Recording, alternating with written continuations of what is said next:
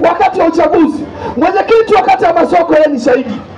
Nilipigiwa simu saa 2 usiku nikiwa nyumbani. Nikiambia Mwamwembe uko wapi? Bahati nzuri nilipigia wa CCM wao tu mjini.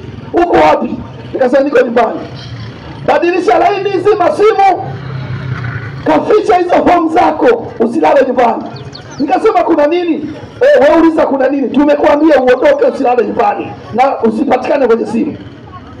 Nikatoka nyumbani saa 2 nikawaacha wazazi wangu, nikaenda kulala kwa mzee Mwawero. Nikampa marehemu Rabani fomu zangu, kaficha unakokutaka. Kesho asubuhi kuna kucha, naambiwa matukio yaliyotokea usiku.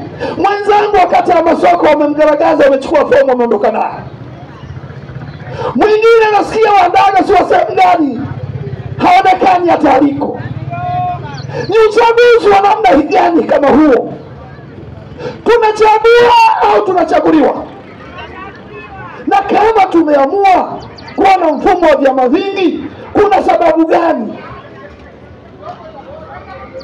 Nimepata taarifa za uchaguzi wa serikali za mitaa. Kijiji cha Busisi kimesimamisha na wamepiga kura za ushindi kwa Chadema.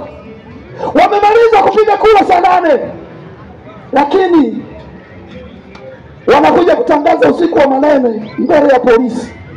Sisi nyumbani polisi, niwaambie, sisi ni watoto wa Katubura, ni watoto wa mama mmoja, ni watoto wa mama mmoja. Hamtakuja kusikia sisi tunagombana. Tuachieni hao CCM ni wepesi kama makaratasi.